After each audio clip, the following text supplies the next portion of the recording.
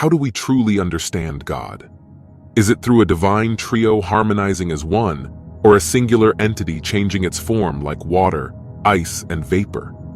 Today, we delve into an ideological contrast that has intrigued, baffled, and divided theologians: the Trinitarian view versus the oneness perspective.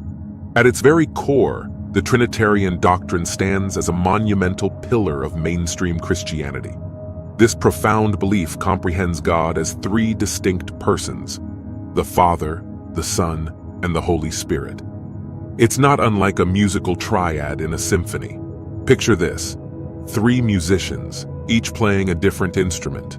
One might be the deep, grounding notes of a cello, another the gentle, guiding notes of a flute, and the third the uplifting, soaring notes of a violin.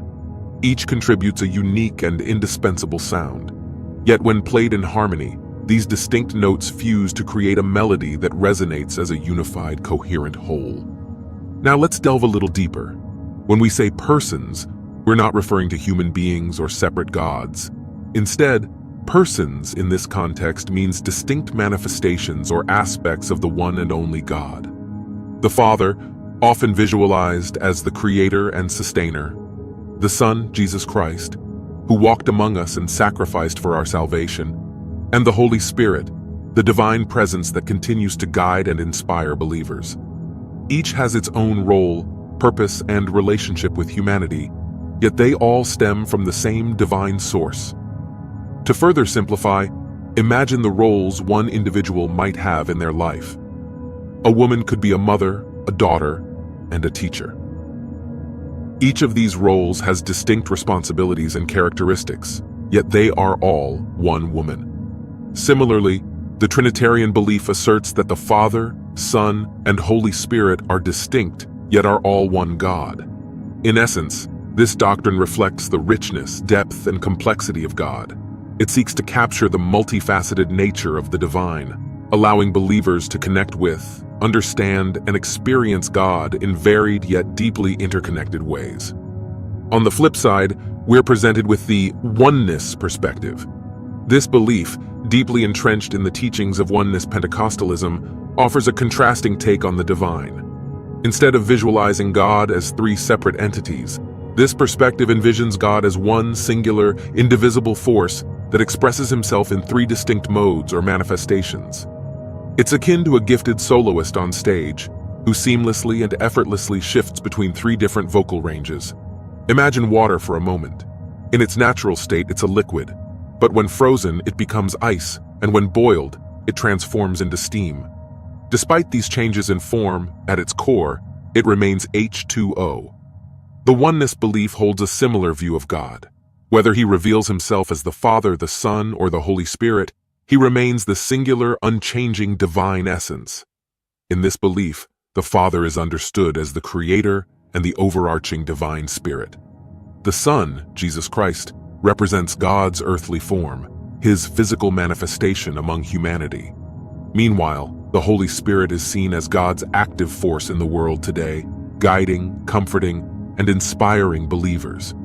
Yet while these modes are distinct in their interactions with humanity, they stem from the same divine source and are not separate beings. This ideology emphasizes God's unchanging and unified nature. While he may interact with the world in varied ways, his essence is consistent and unbroken. For many who embrace the oneness perspective, this understanding offers a profound sense of continuity, emphasizing God's unwavering presence and consistency across all interactions. Why does this distinction matter?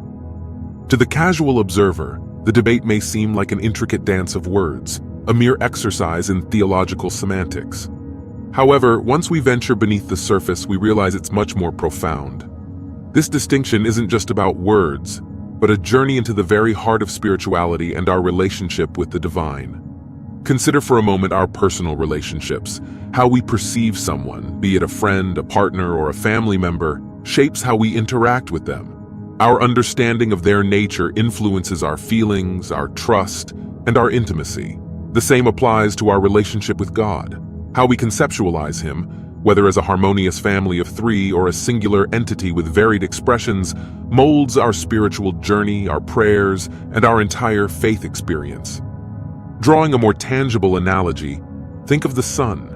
Some may appreciate it for the warmth it provides, others for the light it casts, and yet others for its role in the ecosystem. Similarly, the manner in which we perceive God influences the attributes we most connect with, whether it's his nurturing aspect, his guiding light, or his omnipotent power. Furthermore, this distinction shapes communal worship and personal meditations, church doctrines, and individual beliefs. It influences liturgical practices, hymns sung in churches, and the very sermons delivered from pulpits. A church emphasizing the Trinitarian concept might focus on the distinct roles of the Father, Son, and Holy Spirit, while a church rooted in the oneness belief might underscore God's seamless, unified nature. In essence, while the nuances between the Trinitarian and oneness perspectives might seem subtle, they reverberate through the corridors of faith, influencing individual spirituality, communal worship, and the broader tapestry of Christian theology. Understanding this distinction is akin to holding a key that unlocks varied pathways of connecting with, understanding, and cherishing the divine. Throughout history, the question of God's nature has been a point of contemplation and debate, a puzzle that theologians, scholars, and believers have tirelessly endeavored to piece together. Ancient manuscripts, age-old traditions, and passionate sermons echo this pursuit. They bear witness to the fervent discussions and differing interpretations that have shaped centuries of Christian thought. The Trinitarian view, deeply rooted in early Christian theology, has found its home across a multitude of Christian denominations. Iconic cathedrals, hymns echoing through time, and theological treatises stand testament to its widespread acceptance. It paints a portrait of a God with three interconnected faces, each offering unique insights into his nature. Yet, running parallel to this belief is the oneness perspective, a stream of thought with deep conviction and a rich tapestry of its own. Its proponents passionately argue for a God who, like a master actor, dons multiple roles without compromising his unified essence. Churches championing this belief resound with testimonies and teachings highlighting God's singular, unbroken nature. It's crucial to underline that this isn't a debate about diminishing the divine's grandeur or questioning his omnipotence. No, it's quite the opposite. Both perspectives arise from a place of deep reverence, awe, and an earnest desire to understand the unfathomable. They are like two artists gazing at a majestic mountain. One sees and paints the distinct peaks, valleys, and terrains, while the other captures the mountain's overall majesty and aura. In essence, whether one leans towards the Trinitarian belief or the oneness doctrine, the end goal remains the same, an unwavering quest to connect with, understand, and draw closer to the divine. What's truly remarkable is that these varied lenses, these differing pathways, all converge towards the same profound truth, a reverence for the boundless and eternal God. In wrapping up, our journey to understand the divine is deeply personal, layered, and ever-evolving. Whether we resonate with the trio's harmony or the soloist's versatility, the essence remains, a quest to understand, connect with, and cherish the divine. So as we draw this exploration to a close, remember that our journey is just beginning. Dive deeper, reflect, question, and share. Your insights and interpretations enrich this collective conversation. If this exploration resonated with you, or even if it sparked more questions, please share your thoughts, reflections, and insights below. And if you want to stay updated on similar discussions, don't forget to subscribe.